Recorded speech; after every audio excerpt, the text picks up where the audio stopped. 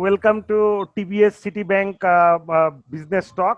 আমরা এখানে আজকে যেই বিষয়টা নিয়ে আলাপ করব সেটা হচ্ছে আমাদের যে সারপ্লাস পাওয়ার আছে, সারপ্লাস পাওয়ারের কনটেক্সটে ইন্ডাস্ট্রিয়াল কনজাম্পশন সেভাবে বাড়ছে না, এবং এটা যে আসলে একটা প্রবলেম সেটাকে আমরা অ্যাড্রেস করার জন্যই আসলে এখানে আপনাদের কাছ থেকে বিভিন্ন ধরনের অপিনিয়ন নেওয়ার জন্য এই ডায়ালগটা করছি। সো আমাদের সাথে আছেন পাওয়ার সেল থেকে পাওয়ার সেলের ডিজি মোহাম্মদ হোসেন, তামিম ভাই আছেন, উনি জানেন কেয়ারটেকার গভর্নমেন্টের সময়ের এনার্জি অ্যাডভাইজার ছিলেন এবং উনি একজন ফেমাস অধ্যাপক, অলসো এনার্জি এক্সপার্ট। এছাড়া আছেন ইন্ডাস্ট্রিয়ালিস্ট কুতুবুদ্দিন আহমেদ, ওনার কাছ থেকে আমরা জানতে পারবো যে এই ইন্ডাস্ট্রি কি পাওয়ার সেক্টরের সমস্যা গুলো ফেস করে। আর সাথে আমাদের টিবিএস এর এনার্জি রিপোর্টার ইয়ামিন আছে। সো আমরা লেট আস স্টার্ট। আমি জাস্ট এখান থেকে জিনিসটা বলটা রোল করি। আমি হোসেন ভাই থেকেই শুরু করতে চাই যে আমাদের এখন যেই পরিমাণ ইলেকট্রিসিটি তার অর্ধেকও কনজাম্পশন হয় না। মানে যদি আমরা ক্যাপটিভ পাওয়ার ধরি, আমাদের দেশে এখন ক্যাপটিভ পাওয়ার সহ 24,000 মেগাওয়াটের মতো, কিন্তু এই সামারে হাইয়েস্ট আমরা দেখছি যে 12,000 মেগাওয়াটের বেশি ইলেকট্রিসিটি কেউ কনজিউম করতেছে না। এর ফলে যেটা ড্যামেজটা হচ্ছে যে প্রচুর পাওয়ার প্ল্যান্টকে বসিয়ে রেখে তাদের ক্যাপাসিটি পেমেন্ট, যেটা বছরে প্রায় 9,000 কোটি টাকার মতো খরচ হচ্ছে, ওটাও ই হচ্ছে না, ইউটিলাইজ হচ্ছে না। আবার এদিকে যারা পাওয়ার ইউজার আছে তারাও যে দেখা যাচ্ছে এই ইন্ডাস্ট্রিতে 4,000 5,000 মেগাওয়াটের মতো ক্যাপটিভ পাওয়ার ব্যবহার করছে, সেটা আবার কম দামি গ্যাস ব্যবহার করে। ওদিক দিয়েও আমার লস হচ্ছে, আবার এদিক দিয়ে পাওয়ারটাও বসে আছে। সো একটু পাওয়ার সেল থেকে আমি জিজ্ঞেস করব যে বাংলাদেশে যে এই অবস্থাটা আছে, এবং আমরা দেখতেছি সামনে অনেকগুলো বড় বড় পাওয়ার প্রজেক্ট আছে, এবং এগুলা এই বছর থেকেই একটা একটা করে আসা শুরু করলে আগামী 2-3 বছরে পাওয়ারের স্যাচুরেশনটা এরকম হবে যে গভর্নমেন্ট ভীষণ ফাইন্যান্সিয়াল বার্ডেনের মুখোমুখি হবে। সো এই ক্ষেত্রে পাওয়ার সেল থেকে কি চিন্তা ভাবনা করছেন সব? যখন আমরা বলি যে আমাদের capacity 23,000 megawatt something plus with captive, কিন্তু আমি যখন আবার বলি যে আমার সর্বোচ্চ উৎপাদন হয়েছে, তখন আবার বলি যে ক্যাপটিভ ছাড়া, সেক্ষেত্রে আমাকে ওই যে আমার যে ক্যাপটিভের যে 2,400 মেগাওয়াট আছে সেটা যোগ করে বলতে হবে। তাহলে আমি যদি বলি আমার ক্যাপাসিটি 23,000 মেগাওয়াট আর জেনারেশন বলবো আমি, তাহলে ওই 14,500 বা 15,000 মেগাওয়াট সেটা বলবো, তাহলে এটা ইট মেক সেন্স। আদারওয়াইজ একদিকে একটা যোগ করলাম আর একটা যোগ করছি না, সেটা একটা জিনিস আসে। সেকেন্ড থিং সেটা হলো যে এই যে আমরা সারপ্লাস বলি, সারপ্লাস শব্দটাও আসলে আপেক্ষিক। আমি গত 3-4 দিন আগে এনার্জি এন্ড পাওয়ার একটা আলোচনার ইয়ে করলেন, সেখানে পিডিবির চেয়ারম্যান উনি এটা পুরা এর একটা ব্রেকআপ দিয়েছেন যে কিভাবে আমার সারপ্লাস এবং আমি জেনারেশন এন্ডে যদি আমি আমার 20,000 মেগাওয়াট যদি ক্যাপাসিটি থাকে, তাহলে আলটিমেটলি আমার ডিমান্ড সাইডে গিয়ে কনজিউমার এন্ডে গিয়ে আমার কতটুকু আমার টিকে, এর মধ্যে লোড ফ্যাক্টরটাকে উনি নিয়ে আসছেন, প্ল্যান ফ্যাক্টরটাকে নিয়ে আসছেন, তারপরে আমাদের যে অক্সিলারি ইউজ সেটা নিয়ে আসছেন, তারপরে ট্রান্সমিশনের যে লস, ডিস্ট্রিবিউশন লস মিলে উনি বরং জাস্টিফাই করার চেষ্টা করছেন যে এই মুহূর্তে আমাদের যে উৎপাদন হয় যদি এর থেকে কম হতো, এমন হতে পারতো, লোডশেডিং হতে পারতো। I am not justifying his statement, but this are the realities. এগুলো একটা রিয়ালিটি যে আমাদের এই ইস্যুস গুলোকে কিন্তু মাথায় রেখে আমাদের চিন্তা করতে হবে যে কতটুকু আমার সারপ্লাস আছে। আর আমাদের নিজস্ব কিন্তু যে কিছু কাস্টম কনস্ট্যান্ট আছে, এরকম যে এই যে আমি জেনারেশন ক্যাপাসিটি কেন আজকে আমার এই প্রশ্নটা আসে যে আমার reserve margin why not 25%, why 40% বা 44%, কেন এটা? এটার কারণে কিন্তু আমাদের যে কনস্ট্যান্ট গুলো এটা হয়তো অন্যদের নাই, আবার অন্যদের যেসব অ্যাডভান্টেজ আছে সেগুলো আমার নাই। যেমন আমার কনস্ট্যান্ট বলতে এই যে আমাদের এখন আমরা যখন গ্যাস ভিত্তিক বলি 11,000 মেগাওয়াটের মতো গ্যাস ভিত্তিক আমার যেটা আমি ইয়ে করতে পারতাম, কিন্তু সেটা কখনোই 7-8 হাজারের উপরে করা যায় না, এবং গ্যাস কনস্ট্যান্ট আমরা সবাই জানি।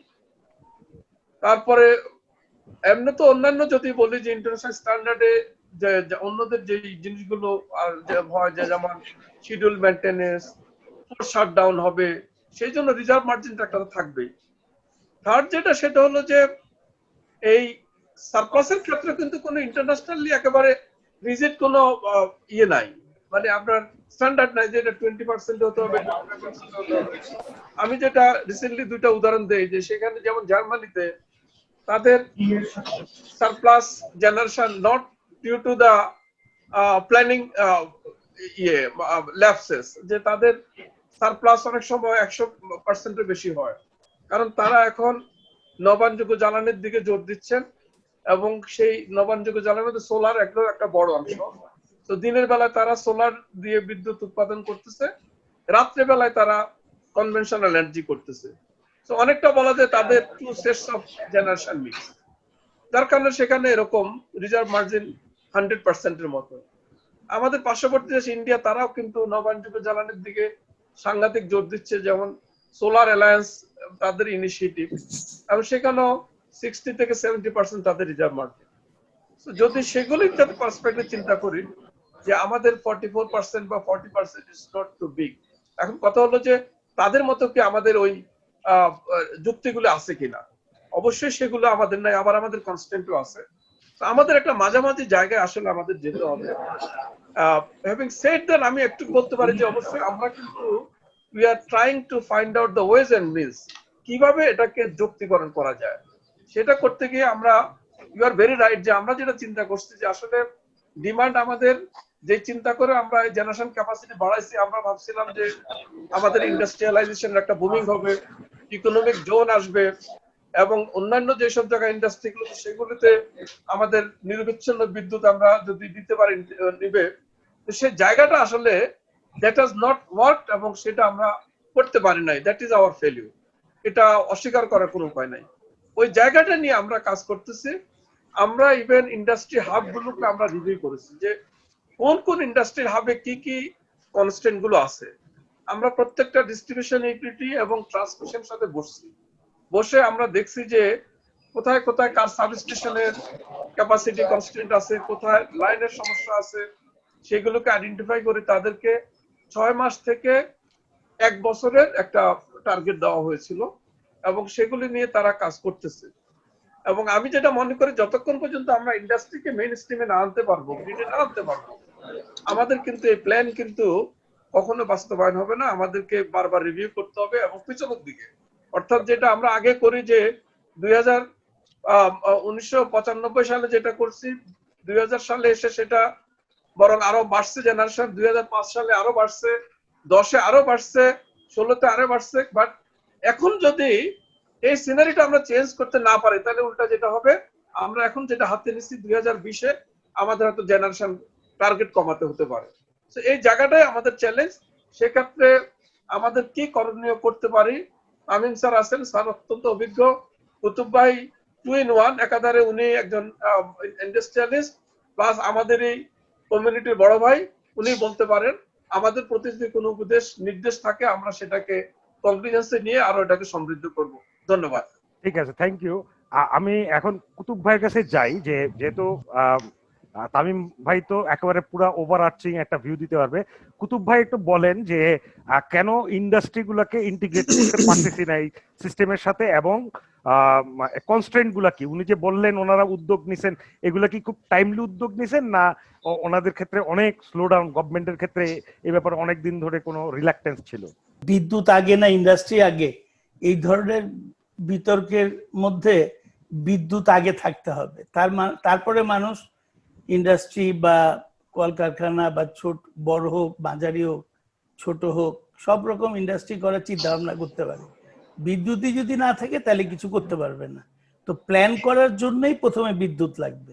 তো এখন এই প্ল্যানিং এ গিয়ে কম বেশি হইতেই পারে। আর যেটা এই সামারে যে ধাক্কাটা আপনি মানে কথাটা বললেন, সেটা কিছুটা প্যান্ডেমিকের জন্য, এই করোনা ভাইরাসের জন্য অনেক ইন্ডাস্ট্রি বন্ধ, অনেক ম্যাক্সিমাম ইন্ডাস্ট্রির ক্যাপাসিটি 50% ইউটিলাইজ হচ্ছে, বিশেষ করে আমাদের তো 50% ইউটিলাইজ হচ্ছে।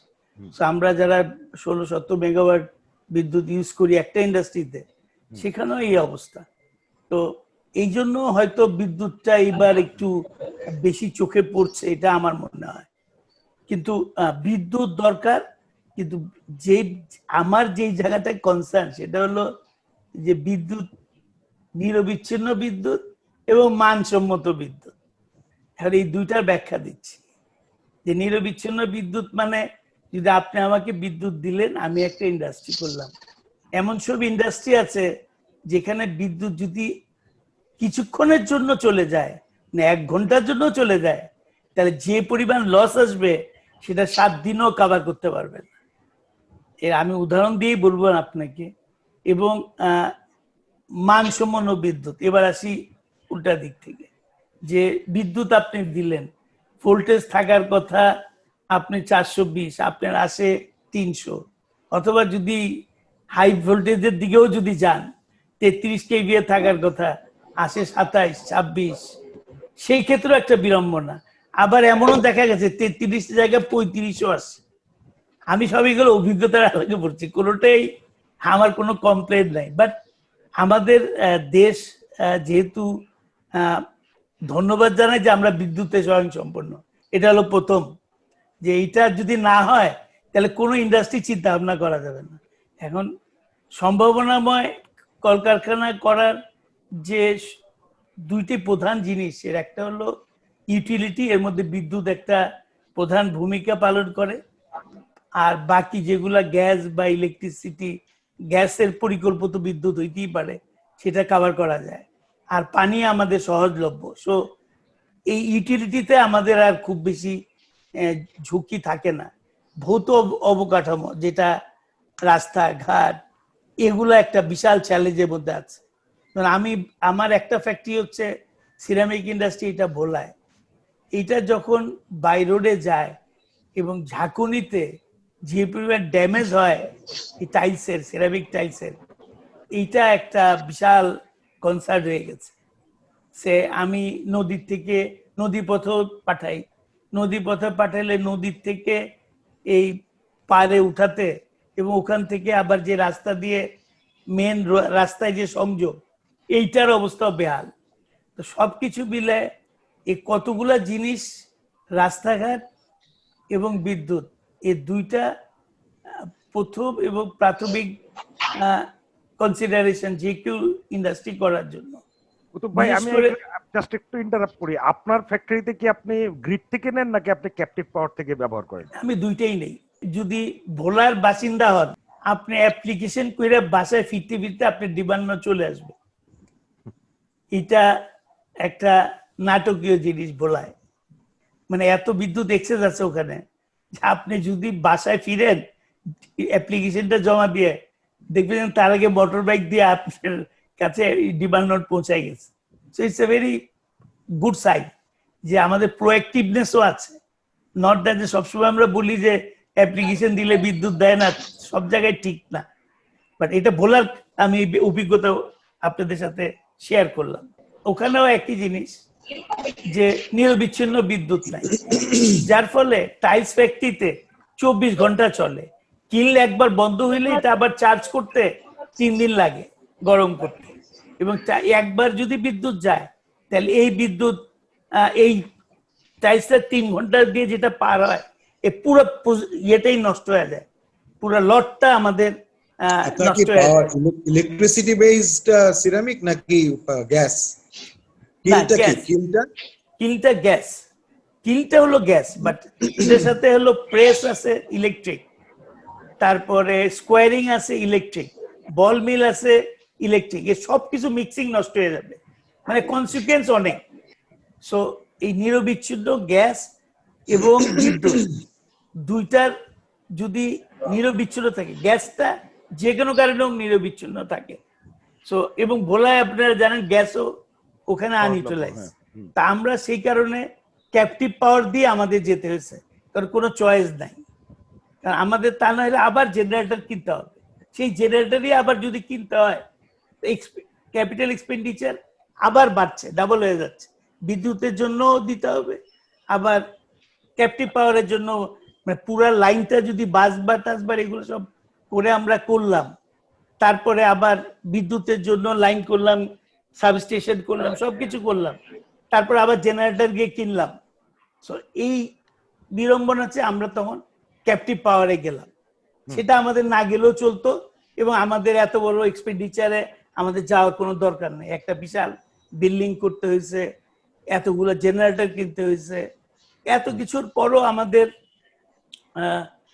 যে বিদ্যুতের যে বললাম যে মানসম্মত বিদ্যুৎ দরকার, এই মানসম্মত এবং নিরবিচ্ছিন্ন বিদ্যুৎ না হয়। এবার আসি টেক্সটাইলে, যেটা স্পিনিং এ আমরা বিদ্যুৎ নিলাম আরইবি থেকে 10 মেগাওয়াট, এবং আমরা গত 4 বছর ধরে সর্বোচ্চ বিদ্যুৎ গ্রাহক হিসাবে পুরস্কৃত হচ্ছি কন্টিনিউয়াসলি গত 4 বছর। সো ভালুকা এলাকায়, সো আমরা ওখানে বিশাল জেনারেটর বসালাম। আমরা 33 কেভি থেকে আমরা নিলাম, স্টেপ ডাউন করলাম, 11 কেভি জেনারেটর আনলাম। যখন আনলাম তখন দেখা গেল যে আমাদের লাইনে যদি মিনিমাম 29 থাকে তাহলেও চলে, কিন্তু 27-28-এর বেশি উঠতো না, বা 30 মিনিমাম লাগে, 29-30। তো আমরা আবার এটার জন্য এভিআর নিলাম, অটোমেটিক ভোল্টেজ রেগুলেটর। সো 10 মেগাওয়াটের অটোমেটিক ভোল্টেজ রেগুলেটর অনেক দামি, অনেক টাকার ইনভেস্টমেন্ট, সেটা নিলাম। সেটা নিয়ে আমরা আবার যখন আরইবিতে কমপ্লেন করলাম, তখন ওনারা আবার অন্য একটা লাইন থেকে এটাকে দিলেন যাতে আমাদের এটা লাইনটা নিরবিচ্ছিন্ন বিদ্যুৎ পাই। সেটা পেলাম। তখন দেখা গেল যেটা কিছুক্ষণ আগে বললাম, 33 কেভিটা 35 কেভি আসা আরম্ভ হইলো, তখনও মেশিন বন্ধ হয়ে গেল। সো এই যে মানে সমস্যাটা, এইটা পরে অবশ্য ঠিক হয়েছে, এখন ঠিক হয়েছে। এর মধ্যে আমাদের এই যে বিদ্যুৎ চলে গেলে আমাদের অবভিয়াসলি স্পিনিং এর জেনারেটর ইউজ হয়। তো 11 কেভি জেনারেটর কিনলাম। এখন বিদ্যুৎ চলে গেলে আর জেনারেটর স্টার্ট হলে এই দুইটার মাঝখানে যে 1 মিনিটের গ্যাপ বা 40 সেকেন্ড বা 1.5 মিনিট, এই গ্যাপটা মিনিমাইজ করার জন্য আমাদের ব্যাটারি কিনতে হলো। তা নয় না আমাদের কোয়ালিটি নষ্ট হয়ে যাচ্ছিল, পুরো কোয়ালিটি নষ্ট হয়ে যায়। এগুলো এত সফিস্টিকেটেড মেশিন, এত ইলেকট্রনিক্সিক্যালি সফিস্টিকেটেড যে এদের কিছু করা যায় না, এবং যে কোনো পুরো লট নষ্ট হয়ে যায় পুরো স্পিনিং এ। সবার ধারণা সুতা বোধহয় খুব সোজা, তুলা দিলেই সুতা বেড়ে, আসলে তা না। সুতার অনেক ক্যারেক্টার আছে, ক্যারেক্টারগুলো সবগুলো নষ্ট হয়ে যায়। কুতুব ভাই, বিকজ অফ টাইম কনস্ট্রেন্ট আমরা আপনার মেইন ইস্যুটা বুঝতে পারছি, এবং এটাকে নিয়েই তামিম ভাইকে প্রশ্ন করি আমি, যে গিভেন দ্যাট উনি নিজেও একটা সময় দায়িত্বে ছিলেন এবং দেখেছেন এই সেক্টরের প্রবলেম। সো আমরা দেখতে পাচ্ছি যে জেনারেশন অনেক, এবং তারপরে আপনার আসলে ওই জেনারেটেড পাওয়ারটা ডেলিভার করা যাচ্ছে না, এবং এটার বেনিফিট ইন্ডাস্ট্রি পাচ্ছে না। এবং এই মিসম্যাচের মধ্যে এটা তো একটা যে আবার ইয়েও করতেছেন ক্যাপটিভ পাওয়ার। সো এই মিসম্যাচের পিছনে মানে মূলত গভর্নমেন্ট পলিসির কি প্রবলেম ছিল, বা কি করা উচিত এখন? আমি প্রথমে শুরু করি কুতুব ভাইয়ের একটা কথা দিয়ে, যেটা আমার খুব ভালোই লেগেছে। বিদ্যুৎ আগে না ইন্ডাস্ট্রি আগে? ডেফিনেটলি বিদ্যুৎ আগে হতে হবে, তারপরে ইন্ডাস্ট্রি আসবে। এখন বাংলাদেশের পরিকল্পনার দিকে তাকাতে হবে, যে আমাদের কি পরিকল্পনা ছিল, কি আমাদের আশা ছিল, এবং সেই অনুযায়ী বিদ্যুৎ বিভাগ কতটুকু পারদর্শী বা কতটুকু কাজ করেছে। আমরা যদি পরিকল্পনার দিকে তাকাই, তাহলে 2010-এর আমাদের লেটেস্ট, যেটা আগে তো একটা পিএসএমপি 2005-এর ছিল, সেটা পরিবর্তন হয়েছে 2010-এ, এবং 2015 যেটা পরে 16 হিসাবে আসলো। 15 একটা প্রেডিকশন ছিল।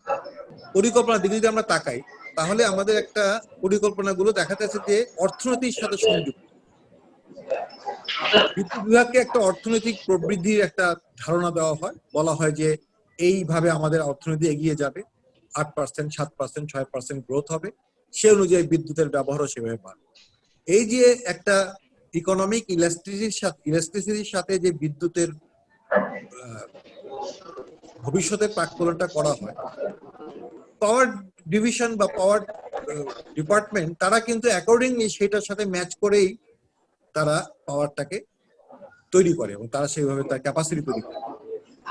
তো 2010-এ আমরা এখন যেটা দেখতে পেয়েছি, 2010 থেকে 2020 সেই সময়কার যে প্রেডিকশন, তা তো গত 10 বছরে আমাদের অ্যাকচুয়ালটা আমরা দেখেছি।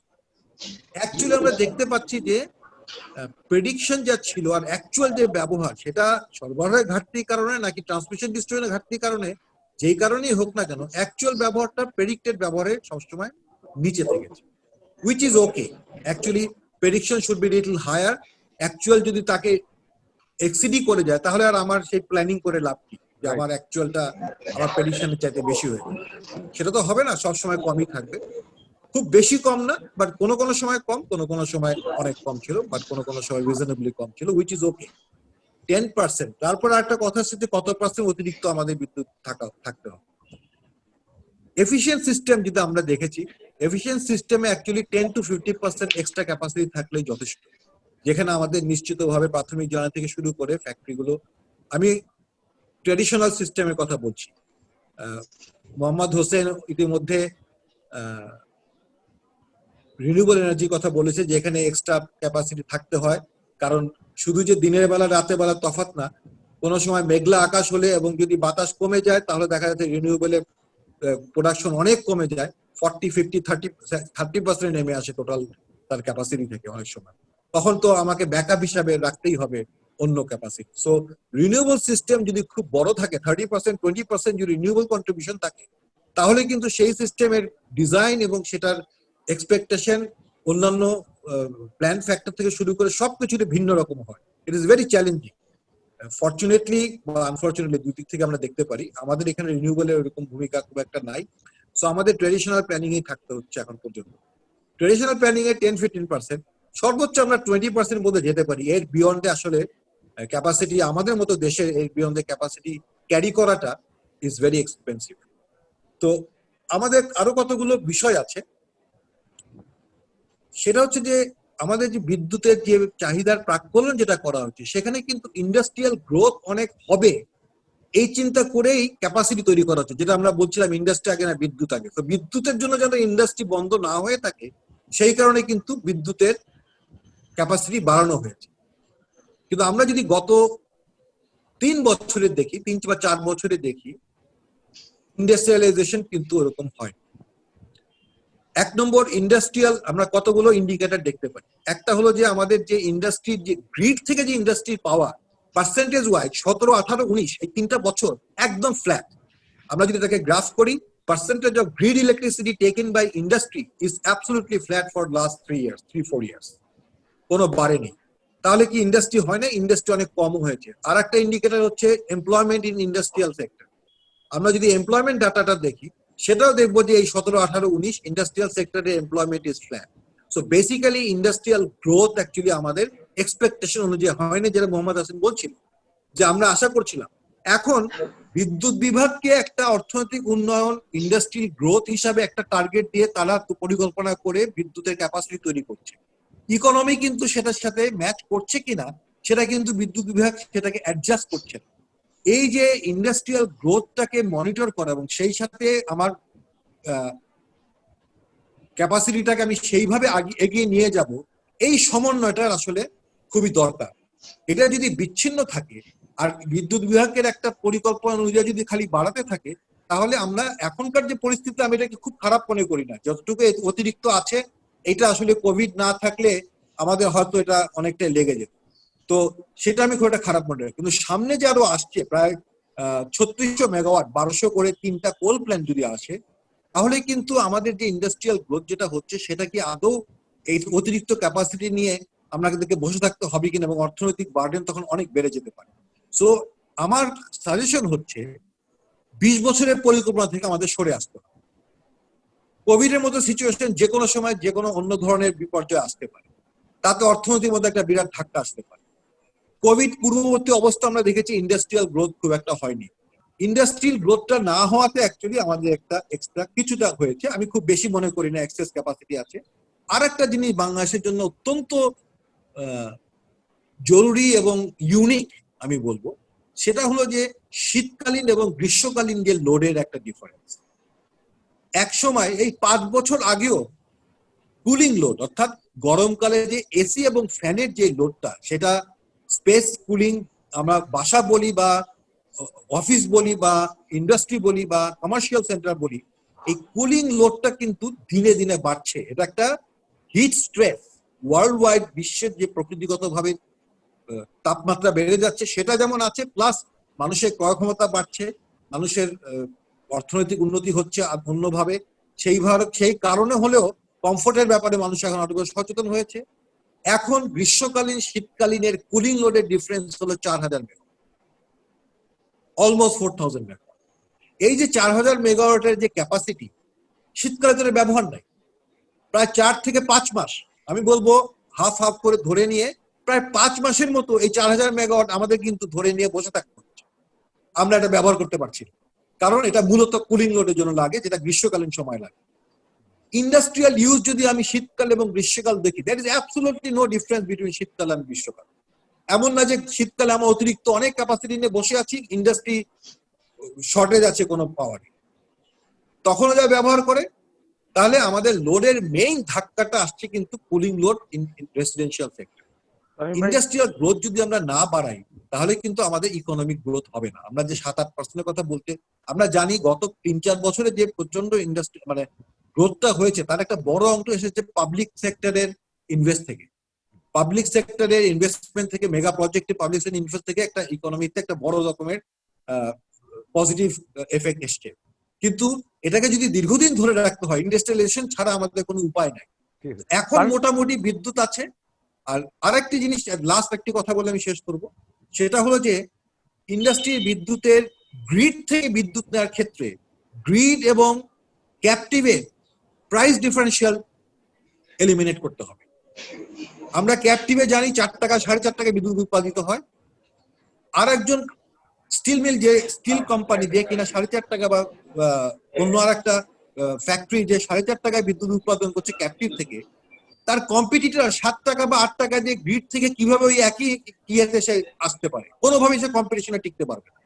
So this variation has to be fixed. Hossain ভাই যেহেতু চলে যাবে, আমি তামিম ভাই কতগুলা ইম্পর্টেন্ট পয়েন্ট বললেন, এবং আসলে এটাই আমি বলতে চাচ্ছিলাম যে এই প্রাইসটারও বিষয় আছে, কোয়ালিটিরও ডিফারেন্স বিষয় আছে। এখন যেহেতু আপনারা জিনিসটা দেখছেন এবং আপনারা নিজের একটা সার্ভে করছেন পাওয়ার সেল থেকে, আপনি যদি ইন সামারি বলেন যে কি কি ধরনের স্টেপ নিচ্ছে, তাহলে আপনার সাইডটা আমরা শুনে ফেলতে পারলাম।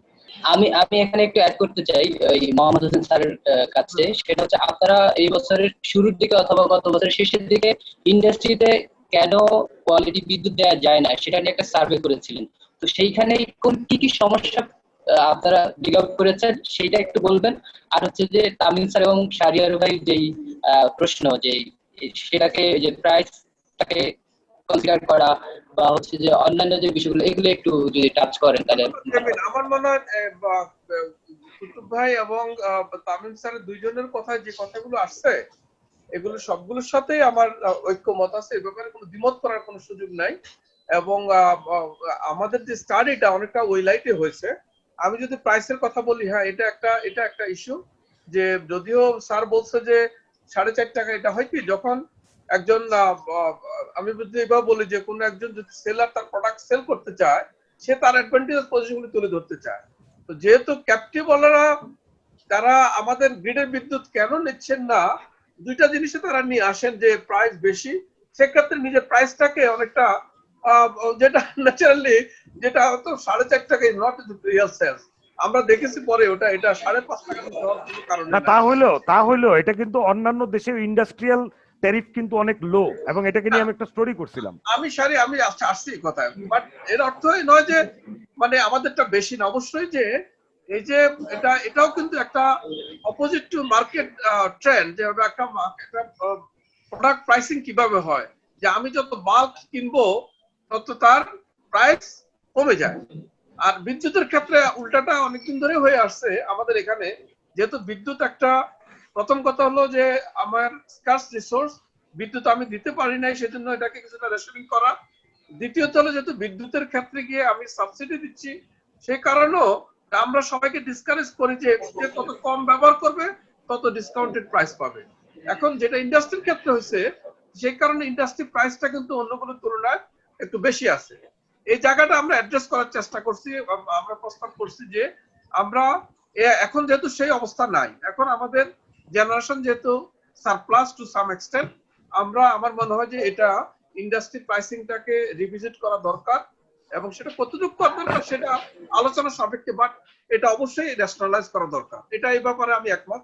দ্বিতীয় যেটা, সেটা হলো যে কোয়ালিটি এবং নিরবিচ্ছিন্ন যে দুইটা কুতুব ভাই বলছে, অবশ্যই এই দুইটা নিয়ে আমরা কাজ করেছি। আমরা সেটাই বললাম যে আমরা আইডেন্টিফাই করেছি কোন কোন হাবে কি কি সমস্যা আছে, এর সাথে রিলেটেড ডিস্ট্রিবিউশন এন্টিটি কারা, তাদের কি কি করতে হবে, এই করণীয়গুলোর জন্য তাদেরকে টার্গেটও দেওয়া হয়েছে, তারা কাজ করতেছে।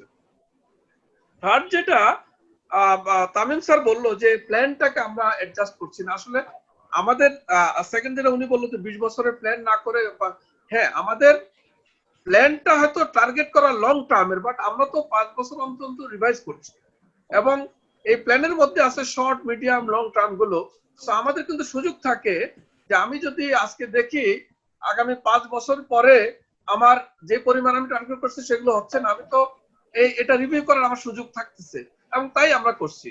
2005-এ যা ছিল 10-এ অনেক কিছু চেঞ্জ হয়েছে, শুধু যে জেনারেশন টার্গেট তা না, ফুয়েল মিক্স, আমার ফুয়েল কোন কোন ফুয়েল আমার কম্পিটিটিভ হবে, অ্যাভেলেবল হবে, আমি সেই ফুয়েল মিক্স গুলো কিন্তু রিভাইজ করতেছি। সুতরাং এগুলো কিন্তু ইনবিল্ট উইথ দ্য প্ল্যান, সেগুলো আমরা করতেছি।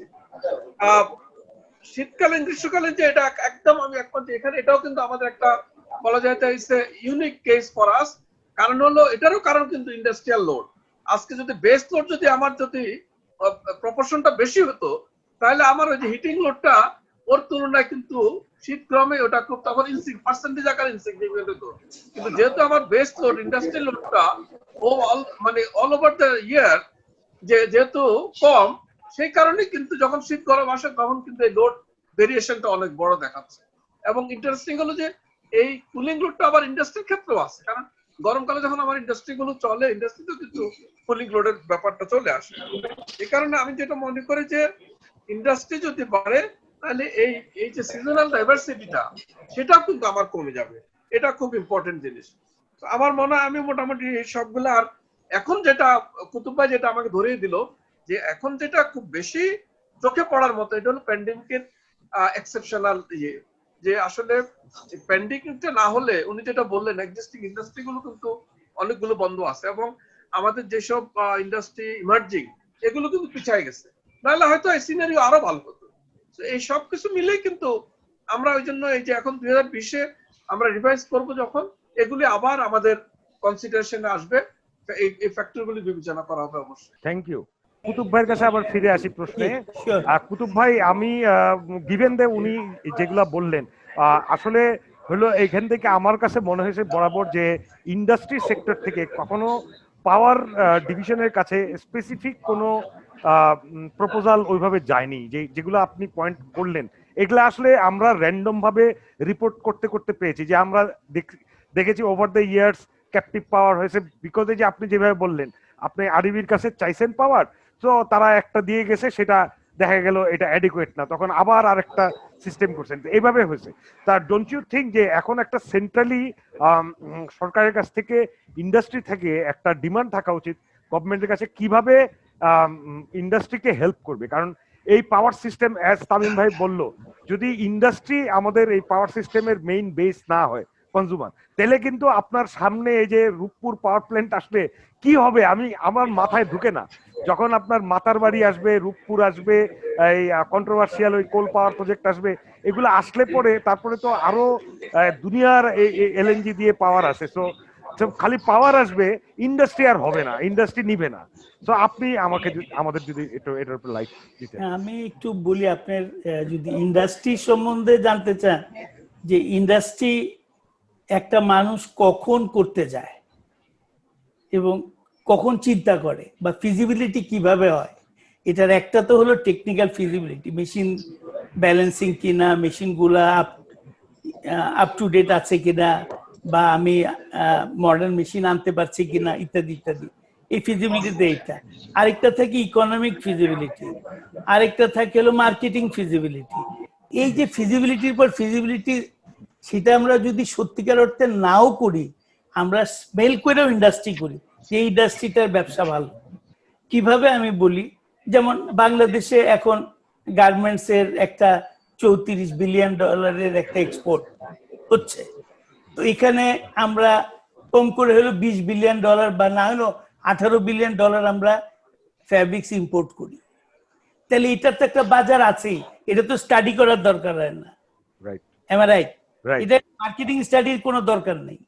এটার দরকার হলো যে আমি মানসম্মত কাপড় তৈরি করতে পারবো কিনা, দাম কম্পিটিটিভ প্রাইসে, প্রতিযোগিতামূলক দামে আমি কাপড় বিক্রি করতে পারবো কিনা আমার পোশাক মালিকদের কাছে, সেইটা হলো গিয়ে কনসিডারেশন, বা বায়ারের কাছে।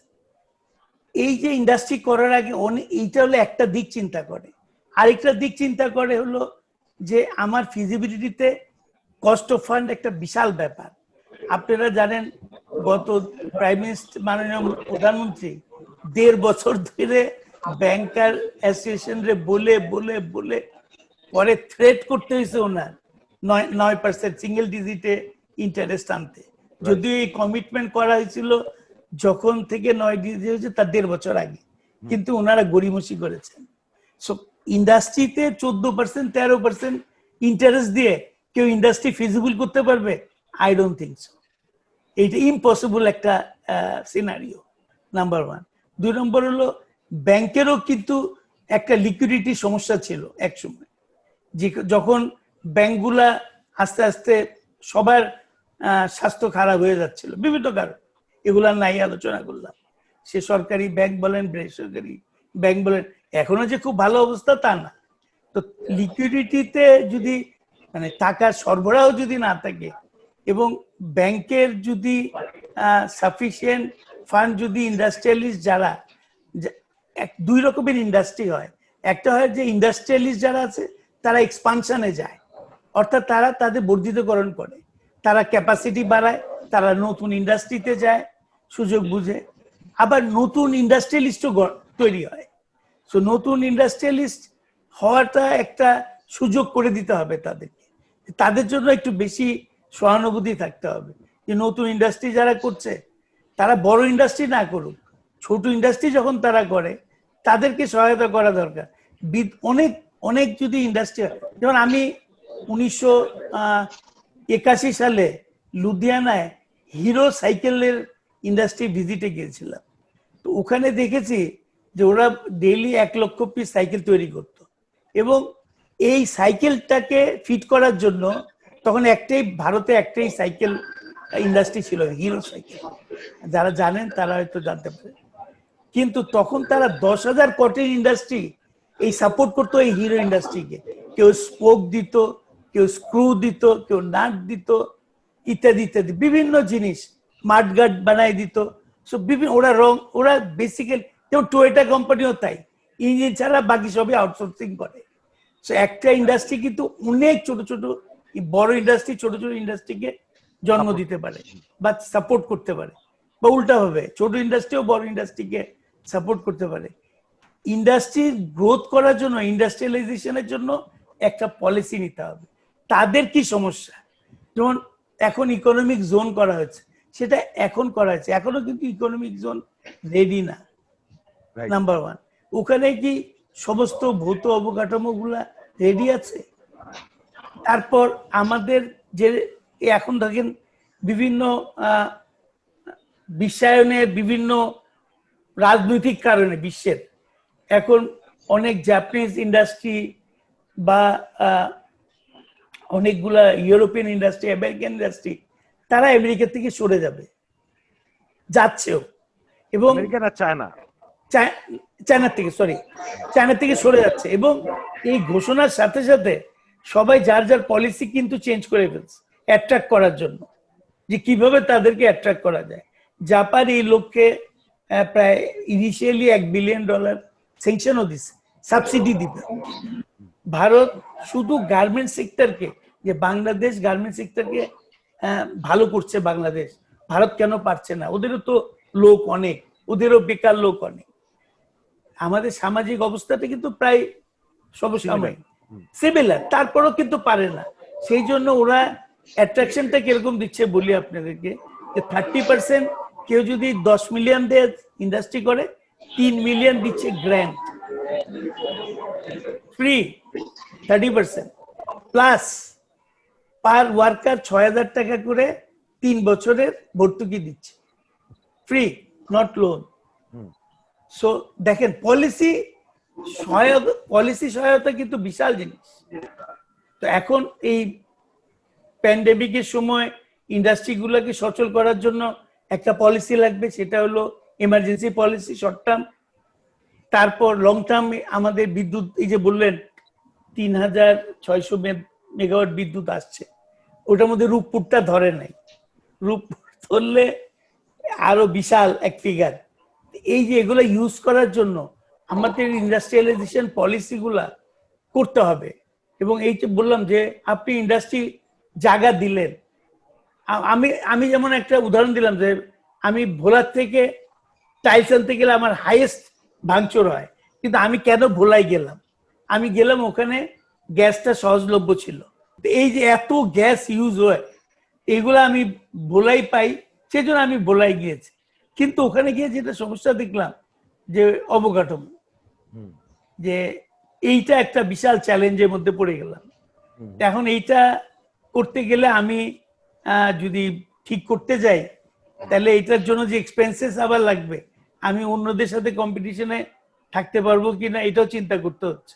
কুতুব ভাই, আপনার example is a great example, in fact একেবারে হ্যান্ডস অন এক্সাম্পল। আমি আমার অভিজ্ঞতার আলোকে সব বলছি, আমি নট দ্যাট যে হ্যাঁ, এটাই শো করে যে কেন আপনার ইন্ডাস্ট্রিয়ালাইজেশনটা ওইভাবে হচ্ছে না, হয়নি। হ্যাঁ, তা আমি আবার তামিম ভাইয়ের কাছে ফিরে যাই। আমরা তামিম ভাইয়ের কথা শুনেই আমরা কনক্লুড করব যে উনি যেই পয়েন্টটা বলেছেন এটা রেসপন্ড করেছিলেন হোসেন ভাই, যে আসলে ওনারাও অ্যাডমিট করেন, আপনাদের যে অবজারভেশন গুলা অ্যাডমিট করেন, এবং যে এট দিস পয়েন্ট আসলে the government should go back to the drawing board, এবং এই ইন্ডাস্ট্রিয়াল যে ডিমান্ডের বেসটা তৈরি করতে তাদের যে স্টাডি করছে, এবং সেখান থেকে তাদের যে ফাইন্ডিং গুলো ছিল সেটার ভিত্তিতে তারাও চিন্তা করতেছে যে প্রাইস ট্যারিফ কমানো উচিত, একটু রেশনালাইজ করা উচিত। কিন্তু তামিম ভাইয়ের কাছ থেকে আমরা শুনবো যে এই ধরনের ট্যারিফ কিরকম হওয়া উচিত, এবং আগামী কয়েক বছরে সরকারের ইলেকট্রিসিটির ক্ষেত্রে কি ধরনের পলিসি ফলো করা উচিত, আপনার কাছ থেকে শুনতে চাই আমরা। আমি মনে করি মানে যেহেতু একসময় আমাদের কিন্তু comparative advantage over other countries were cheap labour and electricity cost, energy cost. Basically আমাদের যে গার্মেন্টস ইন্ডাস্ট্রি যে বড় হয়েছে, গার্মেন্ট ইন্ডাস্ট্রির যে গ্রোথটা হয়েছে, এটা highly subsidize energy price and of course very cheap labour. এটার কারণে অন্য কেউ কম্পিট করে আমাদের ধারে কাছে আসতে পারে না। তো আস্তে আস্তে আমাদের প্রাইসটা, এনার্জি প্রাইসটা মোটামুটি আমাদের কম্পিটিটরদের যে প্রাইস আছে তার কাছাকাছি চলে আসছে। স্পেশালি বিদ্যুতের মূল্য যদি আমি বলি যে 6 টাকা বা 7 টাকা, এবং মানে যেটা অন্যান্য দেশে প্রায় করা হয়, এটা একটা অদ্ভুত জিনিস। সেটা হলো যে যত বেশি বাল্কে কিনবে তার কস্টিং তত কমে যায়। এই জন্য দেখা যায় যে অন্যান্য অনেক দেশেই ইন্ডাস্ট্রির বিদ্যুৎ খরচ কিন্তু কম রেসিডেন্সিয়ালের চাইতে। Even if there is any cross subsidy, it is given sometimes to the industries. Anyway, tariffটা কারেন্ট মার্কেট প্রাইসে আমি মনে করি আলটিমেটলি ইন্ডাস্ট্রিকে 6-7 টাকা দিতেই হবে। মানে আপাতত যে ক্যাপটিভ থেকে তারা যে 4.5 টাকা বা 4 টাকা 4.5 টাকা ব্যবহার করছে, সেটা থেকে তাদেরকে বের হয়ে 7 টাকা 7.5 টাকা আসতে হবে। আর 7 টাকা 7.5 টাকা আসলে আমার মনে হয় যে এই পুরো এবং আরেকটা যেটা খুবই ইম্পর্টেন্ট, সেটা হলো আমাদের ইনফ্রাস্ট্রাকচার। অ্যাকচুয়ালি বিদ্যুতের খালি জেনারেশন দেখলে তো হবে না, ট্রান্সমিশন ডিস্ট্রিবিউশন দেখতে হবে। তারপরে আমাদের যে ইন্ডিপেন্ডেন্ট সিস্টেম অপারেটর, যে অটো মানে স্মার্ট গ্রিড যেটা দরকার, সেটা না হলে কিন্তু এই যে এতগুলো 1200 করে আসবে, নিউক্লিয়ারে 4000 আসবে, এইটা কিন্তু আমরা নিউক্লিয়ার, আমি এটাকে এখন এই সভায় বলে দিচ্ছি, যদি কোনো কারণে নিউক্লিয়ার 4000 মেগাওয়াট বা 1000 মেগাওয়াট বা 2000 মেগাওয়াট যদি আগে চলে আসে, সেই বিদ্যুৎ গ্রহণ করার ক্ষমতা আমাদের সিস্টেমের থাকবে না। ওইটা বিদ্যুৎ কেন্দ্র বিদ্যুৎ উৎপাদন ক্ষমতা নিয়ে বসে থাকবে। বর্তমানে আমাদের ট্রান্সমিশন ডিস্ট্রিবিউশন আছে, যেই সিস্টেম আছে সেটা তারা নিতে পারবে না, নিউক্লিয়ার চালাতে পারবে না। Because nuclear, you cannot shut down nuclear just in no time. মানে খুশি মতো শাট ডাউন আর বন্ধ করা যায় না। This is 24/7 365 days operation. এবং এখানে কোন রকমের একটু অ্যাড করি তামিম ভাই, সেটা হলো যে আমরা যতদূর জানি যে লাস্ট বাজেটেও কিন্তু ট্রান্সমিশন ডিস্ট্রিবিউশনের জন্য কোনো ধরনের এক্সট্রা কোনো ধরনের কোনো আমরা কোনো প্রজেক্ট দেখি নাই। যেটা দিয়ে কুতুব কিন্তু ভাই বাজেট অ্যালোকেশনে না, বাজেট অ্যালোকেশনে মেজরিটি এইবার গত 2 বছর ধরে ট্রান্সমিশন ডিস্ট্রিবিউশনের দিকে বেশি দেওয়া হচ্ছে অ্যালোকেশনটা। নতুন হ্যাঁ প্রজেক্ট আছে, পুরোনো প্রজেক্টের ফান্ডিং থেকে উঠছে হবে, কিন্তু তবে অনেক উন্নতি কম্পারেটিভলি স্যার দরকার এটা আমাদের। খুবই খুবই অতটা স্যার অ্যাট্রাকটিভ ইয়ে ছিল না, যেহেতু আমরা অনেকদিন ধরেই এটা নিয়ে ভুগতেছি আমাদের ইন্ডাস্ট্রির সাপ্লাই নিয়ে। তো সেখানে এই ট্রান্সমিশনে যে অ্যালোকেশনটা সেটা বিতরণের তুলনায় অত বেশি অ্যাট্রাকটিভ অ্যালোকেশন এবারও মানে হয়নি স্যার, কিছুটা বেড়েছে। যে পরিমাণ এমফিসিস জেনারেশনে দেখেছি সেটা কিন্তু আমরা দেখিনি, এটাই হলো আমার এটা কথা। কারণ আছে, এটা কারণ হলো পলিটিক্যাল মাইলেজ। যদি আমরা দেখি, it is the generation that gives you political mileage. আমরা যদি এফিসিয়েন্সি এবং কনজারভেশনের দিকে যাই, আমি যদি 100 মেগাওয়াট এফিসিয়েন্সির মাধ্যমে সেভ করতে পারি, how I am going to claim that politically? কেউ তো দেখছে না। কিন্তু 100 মেগাওয়াট একটা বিদ্যুৎ কেন্দ্র যদি আমি করতে পারি, I can claim political gain আমার হতে পারে। So this is not only in Bangladesh, all over the world, especially in a developing countries, there is a tendency of creating visible infrastructure or visible addition. সেটা একটা আছে। তো transmission ডিস্ট্রিবিউশনে কেউ দেখে না, ট্রান্সমিশন লাইন ঢাকা থেকে চিটাগাং গেল, কে ওটা দেখবে? ওটা কেউ বদার করছে না। এটা একটা আছে, প্লাস পরিকল্পনার একটা ব্যাপার আছে। আমাদের ইন্টিগ্রেটেড পরিকল্পনায় কিন্তু ট্রান্সমিশন ডিস্ট্রিবিউশন PSMP 2016 যদি আমরা দেখি, সেখানে কিন্তু ট্রান্সমিশন ডিস্ট্রিবিউশন কথা বলা আছে, কিন্তু অ্যালোকেশনস এবং urgency is much lower, was much lower, যেই কারণে ওটা সাথে সাথে তাল মিলায় চলতে পারে নাই। তারপরে ফাইন্যান্সিং, ট্রান্সমিশনটা জেনারেলি যেহেতু long term infrastructure, low return investment, এটা সাধারণত পাবলিক সেক্টর থেকেই হয়। এটা world wide public sector, private sector ট্রান্সমিশনে ইদানিং কিছু কিছু দেশে আসছে, বাট এখনো majority of the world countries public sector এটা করে। তো পাবলিক সেক্টরে এটা আমাদের ইন্টারন্যাশনাল ফাইন্যান্সিং ছাড়া, অর্থাৎ এডিবি ওয়ার্ল্ড ব্যাংকের সাহায্য ছাড়া, এই 400 মিলিয়ন $1 বিলিয়ন $400 মিলিয়ন এই ট্রান্সমিশন লাইনের ফাইন্যান্সিং পাওয়াটা একটা ডিফিকাল্ট জব। যদিও আমরা পেয়েছি, ADB has supported us, world bank also has supported us in this transmission now they are supporting it, but এগুলো this is not so easy task to do actually, these are very complex. তবে আমি যেটা বলছি যে আমাদের economic development, আজকে আমরা industry কথা বলছি, কুতুব ভাই বললেন যে একটা নতুন, আমাদের অ্যাকচুয়ালি কত মানুষ ইন্ডাস্ট্রি করার জন্য আগ্রহী এবং তারা আসছে, সেটা আমাদের দেখতে হবে। What is the enthusiasm of creating industries?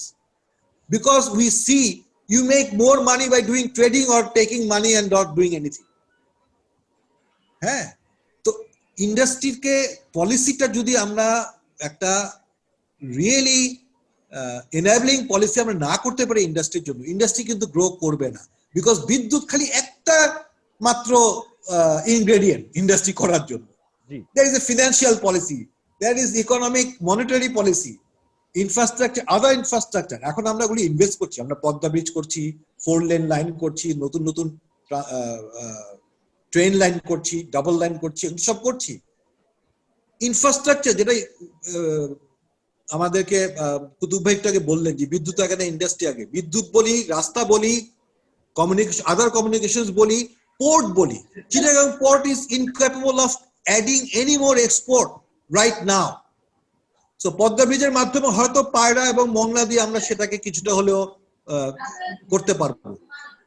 সব যখন ইনফ্রাস্ট্রাকচার সবকিছু রেডি হয়ে যায়, তারপরে ইন্ডাস্ট্রিয়ালাইজেশন যদি তারপরে শুরু হয়, there is actually a 3 to 5 years gap between industrialization and providing infrastructure. We are still providing infrastructure. তো এই যে 3-4 বছর আমাদের অপেক্ষা করতে হবে ইনফ্রাস্ট্রাকচারের একটা বড় ক্যাপাসিটি নিয়ে আমি বসে আছি, ইন্ডাস্ট্রি এটা ব্যবহার করবে, এটার জন্য কিন্তু একটা বিরাট ফিনান্সিয়াল রিস্ক আছে এবং একটা বার্ডেন আছে। এইটাও কিন্তু আমাদেরকে চিন্তা করতে হবে। ইন্ডাস্ট্রি কিন্তু প্যারালালি আমরা কিভাবে, যদি আমরা গ্যারান্টি দিতে পারতাম যে হ্যাঁ তুমি এখন ইন্ডাস্ট্রি শুরু করো, আমিও বিদ্যুৎ কেন্দ্র লাইন শুরু করছি, তোমার ইন্ডাস্ট্রি শুরু হওয়ার আগে আমি বিদ্যুৎ তৈরি করে দিতে পারবো। No industrial is taking that chance because they have not a good, don't have a very good track record of doing that or whatever we have promised and delivery that. So industry বসে আছে, ভাই তুমি আগে ready করো, তারপর আমি industry শুরু করবো, তার আগে আমি করে তো ফেসে যাবো, যেটা হয়েছিল। যেই কারণে এক সময় যখন 2006-7 দিকে ব্যাপক হারে ইন্ডাস্ট্রিয়ালাইজেশন হচ্ছিল, হঠাৎ করে গ্যাসের সরবরাহ কমে গেল 7 সালে, 8 সালের থেকে গ্যাসের সরবরাহ কমে গেল। চিটাগাঙে 200-250 কোটি টাকা ইনভেস্টমেন্ট, ইন্ডাস্ট্রিয়াল ইনভেস্টমেন্ট, যারা ধরে রেখেছিল যে করার সাথে সাথে গ্যাস কানেকশন পেয়ে যাবে, they did not get gas connection, there was no gas. So এই জিনিসগুলো অ্যাকচুয়ালি আমাদের চিন্তা করতে হবে। আমাদের অনেক শুধু বিদ্যুৎ দিয়ে বা শুধু জ্বালানি দিয়ে ইন্ডাস্ট্রি হবে না, এটা 2 অফ দ্য মেজর ইনগ্রেডিয়েন্টস, এটা একটা বেসিক রিকোয়ারমেন্ট লাগবেই, কিন্তু আমাদের আমি মনে করি যে অন্যান্য বিষয়গুলো আমাদেরকে এগুলোকে আনতে হবে for industrialisation. Thank you Tamim ভাই। আই থিঙ্ক এই ডিসকাশনের মধ্যে, ছোট ডিসকাশনের মধ্যে অনেকগুলা ভেরি সিরিয়াস পয়েন্টস আসছে। আমি একটু শাহরিয়ার ভাই জি জি একটু খালি ট্যারিফ নিয়ে একটু অ্যাড করি। প্লিজ। ইন্ডাস্ট্রিয়াল ট্যারিফের বেলায় আমরা যে বিড়ম্বনাটা পাই সেটা হলো যে একটা তো ইনভেস্টমেন্ট আমি করলাম আরবি থেকে নিয়ে ট্রান্সফরমার, সাবস্টেশন, এগুলো সব কিছু করলাম, তার মধ্যেও আবার ইন এডিশন আমার আবার জেনারেটর কিনতে হচ্ছে। আমার এই যে ক্যাপিটাল এক্সপেন্ডিচার যে কই যায়, আর তখন ছিল 14% ইন্টারেস্ট, 13% 14% ইন্টারেস্ট, এইটা দিয়ে ইন্ডাস্ট্রি যে ফিজিবিলিটি স্টাডি করা, এটা ইম্পসিবল একটা জিনিস। সো আমাদের না 7 টাকা, কুতুব ভাই আপনি যদি 7 টাকা দেন, আপনাকে 100% রিলায়েবল আনইন্টারাপ্টেড ইলেকট্রিসিটি দিতে হবে। সেটাই বলছি আমি, আমি ওইটা দিয়ে বলতে যাচ্ছি যে যেমন আপনি যদি বেশি না থাইল্যান্ড বা চায়না যদি দেখেন, ওদের কবে ইলেকট্রিসিটি গেছে ওরা বলতে পারে না, they don't remember. Exactly, they don't remember. So এই কনফিডেন্সটা এখনো আসে না আমাদের ইন্ডাস্ট্রিয়ালিস্টদের করার সাথে সাথে প্রথম কিন্তু জেনারেটর, আর আমার 10 মেগাওয়াট জেনারেটর চালাইতে 1 ঘন্টা বিদ্যুৎ না থাকলে 1 লক্ষ টাকা লাগে। এবারে যে আমার 2 ঘন্টা থাকতো না, তার মানে আমার মাসে 40-60 লক্ষ টাকা ইলেকট্রিক বিল, বছরে 7 কোটি 20 লক্ষ টাকা, আর বাকি ইনভেস্টমেন্ট এবং তার যে ইন্টারেস্ট, এগুলো বললামই না। সো আমি ইন্ডাস্ট্রি করা যে মানে মুখে বলা আর করা এত কঠিন একটা জিনিস, এটার জন্য পলিসি সাপোর্ট, পোর্টের সাপোর্ট, ইন্স্যুরেন্সের সাপোর্ট, সব রকম সাপোর্ট দিয়ে তারপর ইন্টারেস্ট লাগলে সাবসিডি দিবে। এখন যেমন প্যান্ডেমিকের জন্য সরকার আমাদের সাবসিডি দিচ্ছে 30% ওয়ার্কিং ক্যাপিটাল 4.5%, 9%-এর অর্ধেক সরকার দিচ্ছে, অর্ধেক ব্যাংক দিচ্ছে, বাট ইন্টারেস্ট 9%-ই। কিন্তু এরকম যদি ইন্ডাস্ট্রির জন্য 5 বছরের জন্য কাউরে যদি দেওয়া হয় যে ঠিক আছে তোমারে আমরা ইন্ডাস্ট্রিয়াল সাপোর্ট দেবো, তুমি 50% ইলেকট্রিসিটি বিল দিবা, ইন্ডাস্ট্রিটা রান করো। কর্মসংস্থান কিন্তু সবচেয়ে বড় সমস্যা, এবং জাতির অভিশাপ হচ্ছে শিক্ষিত লোক চাকরি না পাওয়া। এক্স্যাক্টলি। সো এইটার থেকে যদি মুক্তি পেতে চান, কোনটা আগে, আবারও বলি, you have to find out the which priority, which one is your priority. যদি কর্মসংস্থান একটা যদি আপনার টার্গেট হয়, তাহলে ইন্ডাস্ট্রিয়াল গ্রোথে private sector is the engine of the growth.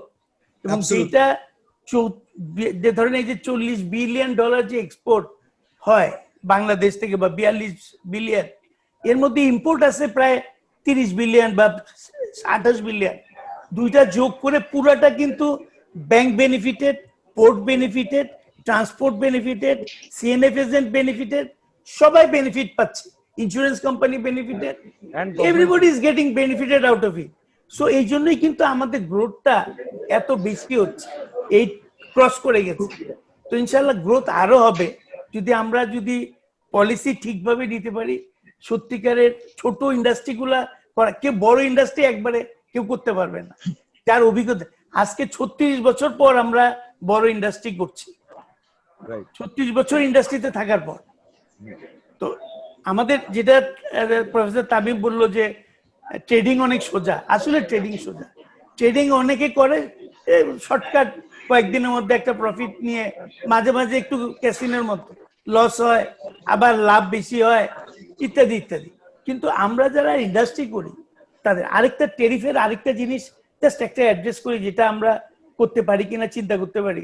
আমি থাইল্যান্ডে দেখেছিলাম যে ওদের বিলের 2টা অংশ, একটা হলো ফিক্সড আর একটা হলো ভ্যারিয়েবল। ফিক্সডটা হলো ওরা তেলের ব্যারেল যদি 30 টাকা হয়, সেটা ধরে ওরা একটা ফিক্সড করে নিছে। তারপরে যদি 3 মাস পর পর ওরা দেখে যদি এটা 40 হয় তাহলে একটা কোএফিসিয়েন্ট যোগ করে, অ্যামাউন্ট যোগ করে। আবার যদি এটা 19-এ নামে তখন কিন্তু ফিক্স থেকে আবার কমে যায়। I think it's a very good idea. মানে ব্যাপারটা বুঝছেন? বেসিক্যালি ফুয়েল কস্টটাকে ট্যাগ করা, Correct, ফুয়েল right. মানে বিদ্যুতের ফুয়েল কস্ট ভ্যারিয়েবল করে দেওয়া যে হ্যাঁ। আপনি একটা 30-এ বা 25-এ বা 28-এ যেটা এভারেজ একটা ব্যারেল তেলের দাম থাকে সেটাকে আপনি ফিক্স করেন। 3 মাস পর পর অ্যাসেস করে বেসলাইনের থেকে আপনি বাড়াইতেও পারে, ইলেকট্রিসিটি বিল কমেও যেতে পারে। Right. 19 আসলে এখন ওদের বিল অনেক কমে গেছে, রাইট। এখন 19 টাকা ব্যারেল বা 20 টাকা ব্যারেল বা 22 টাকা ব্যারেল। আবার যখন 34 টাকা হবে তখন একটা কোএফিসিয়েন্ট যোগ হবে 30-এর সাথে। সো এই জিনিসগুলোও যদি মাথায় নেওয়া যায় অনেক ভালো হবে। আমি একটা অ্যাড করতে চাচ্ছিলাম, কুতুবুদ্দিন স্যারের কাছে আমার একটা প্রশ্ন, সেটা হচ্ছে প্রাইসের যদি রিভাইজ করা হয় তারপরেও ইন্ডাস্ট্রিতে ইলেকট্রিসিটি কনজাম্পশন বৃদ্ধির ক্ষেত্রে বিদ্যুৎ বিভাগ একটা কথা বলে আসছে যে অধিকাংশ ইন্ডাস্ট্রি হচ্ছে যে স্ক্যাটারলি করা হচ্ছে। এখানে হচ্ছে শিল্প মন্ত্রণালয় বা হচ্ছে যে অন্যান্য যেসব অর্গানাইজেশন আছে সরকারের, সেখান থেকে অনুমোদন না নিয়ে যে যেখানে সস্তা জমি পেয়েছে সেখানে ইন্ডাস্ট্রি গড়ে তুলেছে, যেখান থেকে বিদ্যুতের লাইন কিংবা গ্যাসের লাইন অনেক দূরে। তো মানে কোয়ালিটি গ্যাস এবং বিদ্যুৎ সাপ্লাই যে কারণে বাধাগ্রস্ত হচ্ছে, এই বিষয়টা স্যার কতটুকু রিয়েলিস্টিক? অ্যাবসলিউটলি সত্য এটা, এবং এটার জন্য আপনার প্রপার প্ল্যানিং থাকতে হবে। সরকার বলতে হবে যে এটা ইন্ডাস্ট্রিয়াল জোন, এখানে আপনি ইন্ডাস্ট্রি করবেন, করলে আমরা বিদ্যুৎ দিব, ইলেকট্রিসিটি দিব, গ্যাস দিব, বাধ্য দিতে। মানে ইন্ডাস্ট্রিয়াল জোন আপনাকে আইডেন্টিফাই করতে হবে। হ্যাঁ, এখন এটা ছাড়া আমাদের উপায় নাই, এটা ছাড়া আমাদের উপায় নাই। এখন তো আমরা কি করতেছি, আমরা কৃষি জমিতে ইন্ডাস্ট্রি করতেছি, Right. মোস্টলি কৃষি জমিতে। আমাদের যদি সত্যি কথা জানতে চান, এছাড়া জমি কোথায় আপনি? আমাদের তো অবাধি কোনো জমি নেই, বাংলাদেশের প্রতিটি জমিতেই কিন্তু কৃষিকাজ হয়। তো আপনি বেসিক্যালি কৃষি জমি ইউজ করতেছেন। In fact, this should be another theme of our conversation in another day with industries ministry and all that. না আসলেই তাই। এবং থ্যাংক ইউ, এটার থেকে অনেক ইনসাইটফুল জিনিস পেলাম। আসলে এই জিনিসটা নিয়ে কখনো ডিসকাশন হয় না। আমি ইনফ্যাক্ট তামিম ভাইকে আহ্বান করব যে আপনি একটা পেপার লেখেন যেটা আসলে এই অ্যাড্রেসিং দিস স্পেশালি ধরেন এই ট্যারিফ এবং সেই রেশনালাইজ ট্যারিফ। আসলে ইন্ডাস্ট্রির ধরেন আপনি ঠিকই বলেছেন যে পাওয়ার থাকলেই যে ইন্ডাস্ট্রি হবে এমন কথা নেই, কিন্তু আমাদের কম্পিটিটিভনেসও তো আপনার এই ট্যারিফের কারণে থ্রেটেন্ড হয়ে আছে, যে কারণে আপনি এদিক দিকে সারপ্লাস ইলেকট্রিসিটিও আসছে, আবার আপনি কোয়ালিটির কারণে আপনি ইনভেস্ট করছেন, অনেক ক্যাপিটাল কস্ট আপনার হচ্ছে ইসের জন্য, ক্যাপটিভ পাওয়ারের জন্য। তো এই ডুপ্লিকেশনের তো কোনো মানে হয় না। সো এবং উই শুড গভর্নমেন্টের কাছে, গভর্নমেন্টও আমি জানি যে গভর্নমেন্টও চিন্তা করতেছে, কিন্তু আই থিঙ্ক যে রাইট থিঙ্কিং গুলো, যেমন ওনারা কিন্তু এই যে হোসেন ভাই বললেন যে ট্যারিফ রেশনালাইজেশনের কথা বলছেন, কিন্তু ওনারা কি ট্যারিফ রেশনালাইজেশনের জন্য ইন্ডাস্ট্রির সাথে কথা বলছেন? আমার তো মনে হয় না। আমার ধারণা হ্যাঁ, সো এই প্রবলেম তো স্টেক হোল্ডারের সাথে কথা বলতে হবে। স্টেক হোল্ডারের সাথে আজকে যে আলোচনাটা হলো, বড় সভা করে কিন্তু কাজ হয় না। এই যে 4-5 জনের ছোট করে বসে জেনুইন যদি ইন্টারেস্ট থাকে, গভর্নমেন্টের যদি সত্যিকার ভাবে সদিচ্ছা থাকে, তাহলে 2-3 জনের একটা টাস্ক ফোর্স করে নিয়ে ছোট ছোট গ্রুপে ডিসকাস করে একটা ভালো সুন্দর একটা মিনিংফুল এক্স্যাক্টলি। এবং আপনাদের সবার কথা থেকে যেই জিনিসটা অনেক এমফিসিস পেলো, এবং এটা আমাদের টিবিএস এর একটা টাস্কের অংশ হবে যে রাইট ইন্ডাস্ট্রিয়াল পলিসি। কারণ উইদাউট দ্যাট আমরা আসলে পাওয়ারের যে নিয়ে সারপ্লাস পাওয়ার নিয়ে একটা সরকার দেশ একটা বিরাট ক্রাইসিসে পড়ে যাবে তা না হলে। সো আমাদের মানে এই কথা বলে আমরা আজকের ডায়লগটা শেষ করছি। আপনাদের প্রতি অসম্ভব কৃতজ্ঞতা আমাদের ফর ইয়োর ইনসাইটফুল ইনপুটস, এবং আমরা ভবিষ্যতে আবার কোনো একটা ডায়লগে আবার আমাদের দেখা হবে। সবাইকে ধন্যবাদ।